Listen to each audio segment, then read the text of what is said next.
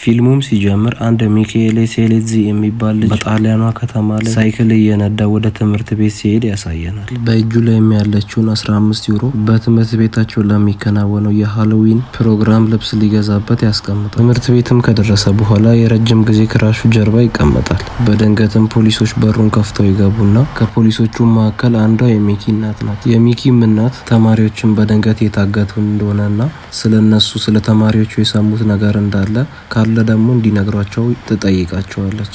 ልክ የሚኪም እናት እንደወጣች ከአፍንጫው ነስር መውጣት ይጀምራል። ጸዳጃ ቤት ሄዶ እየጠረገ እያለ ለረጅም ጊዜ ቡሊ የሚያደርጉት ልጆች በሩን ከፍተው ይገቡና ቀጥቅጠው የያዘውን 15 ዩሮ ተቀብለውት ወጥተው ይሄዳሉ። ወደ ቤቱም አዝነው ይመለሳል። ከካዝና ውስጥም ያለችውን 1 ዩሮ ወስዶ አነስ ወደሚል ልብስ መሸጫ ማዕከል ይሄዳል።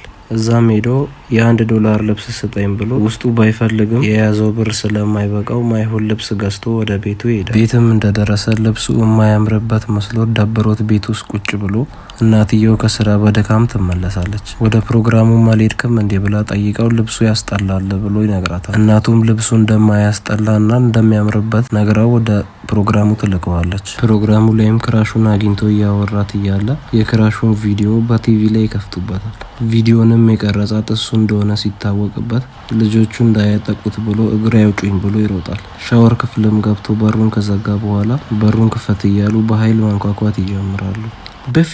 በፍጹም በሩን አልከፍተውም ይላቸዋል። ኢንቪዚብልም እንዲሆን ፈጣሪውን እየለመነ እያለ ኃይለኛ መብረቅ ይጨዋል። ፊልሙም ሲቀጥል ሚኪ በመስኮት በኩል ዘሎ አምልጦ ወደ ቤቱ ይሄዳል። ጠዋት ላይም ከእንቅልፉ ሲነሳ ውሻው እሱን እያየ ሲጫው ችላ ብሎ ጥርሱን ለመቦረሽ ይሄዳል። ሊቦረሽም ቀና ሲል ራሱን በመስታወት ሳይ ፊቱ ሙሉ ለሙሉ እንደተሰወረ ይመለከታል።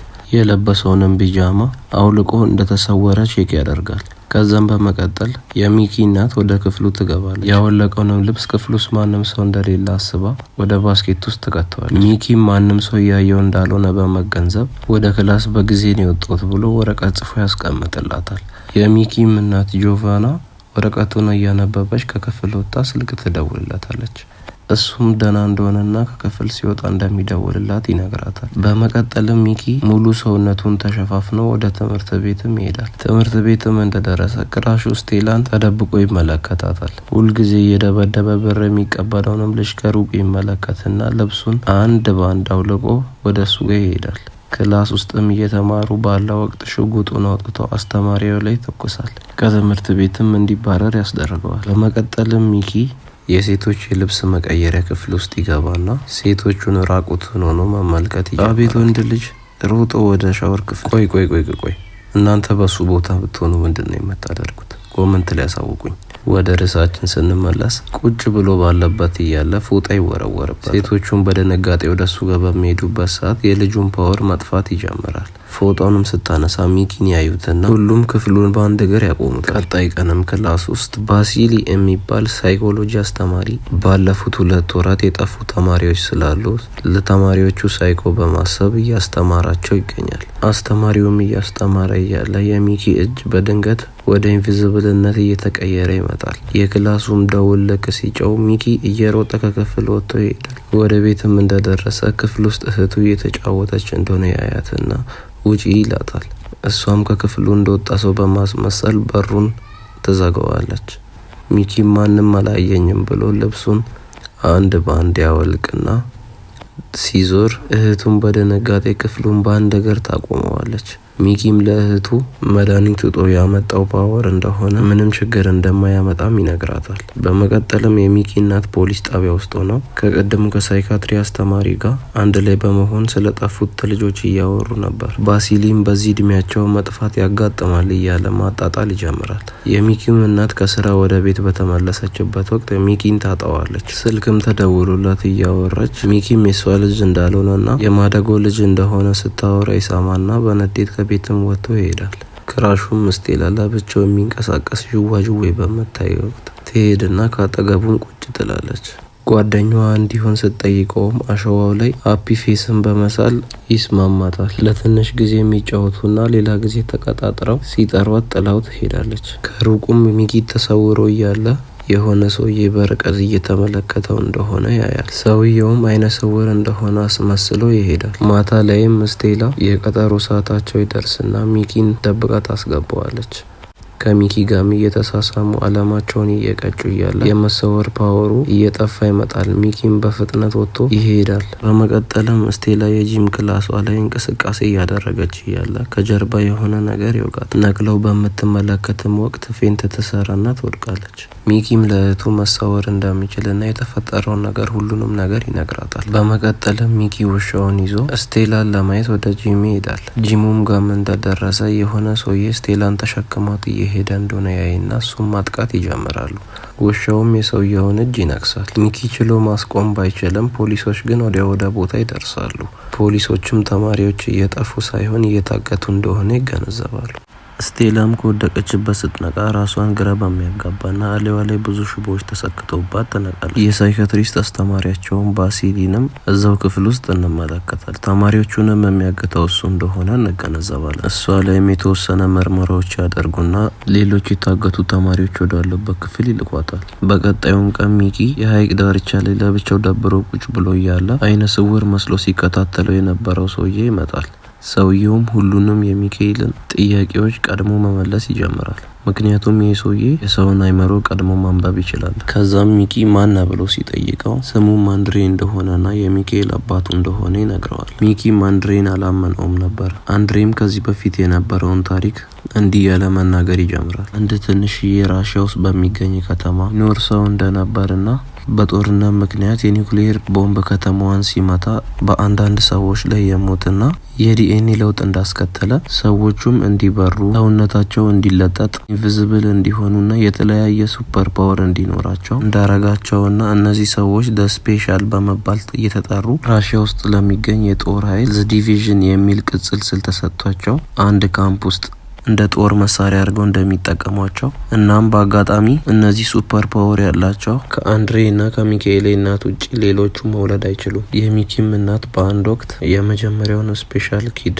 በሰላም ትገላገላለች። ጂም ከተወለደ በኋላ የሚኪ እናትና አንድሬ ሚኪን ይዘውት ከካምፑ ማምለጥ ይጀምራሉ። ሲያመልጡም ያያቸው የካምፑ ጥበቃ ወዲያው ያመለክትና እነሱም ማባረር ይጀምራሉ። በዚህ መሀል የሚኪም እናት የመሰወር አንድሬ ደግሞ የሰውን አእምሮ የማንበብ ድብቅ ችሎታ ነበራቸው። የሚኪም እናት ከጀርባ ተመታ በመውደቋ ምክንያት አንድሬ ልጁን ይዞ ማምለጥ ይጀምራል። አንድሬም ስለ ልጁ ደህንነት በማሰብ ጆቫናም ጥሩ ሰው በመሆኗ የእሷ በር ላይ ልጁን በማስቀመጥ ከቦታው ይሰወራል። ሚኪም በዚህ ከተማ ላይ እንዳለ በመታወቁ ምክንያት ከዚህ ከተማ ላይ ያሉ ተማሪዎች የታገቱ መሆኑን ይነግረዋል። ሚኪም በውስጡ እንዳላመነው አንድሬ ውስጡን በማንበብ ይረዳውና ለዚህ ሰዓት እንደሌለው ይነግረዋል። ከሩቅ ሆኖ አሳ እያጠመደ ያለ ሰውዬም አንድሬ ተጠርጣሪ መስሎት ስልኩን ካስቀመጠበት ቦታ ያነሳና ለፖሊሶች ይደውላል። አንድሬም ከኪስ ውስጥ እንዲሰወር የሚያደርገውን ልብስ አውጥቶ ይሰጠዋል። አንድሬም ከአሳ አጥማጁ ጀርባ ይሄድና ያየውን ነገር በሙሉ እንዲረሳ ያደርጋል። ፖሊሶቹም ወደ ቦታው ቢደርሱ ምንም ፍንጭ ማግኘት ይከብዳቸዋል። ጆቫናም ለባሲሊ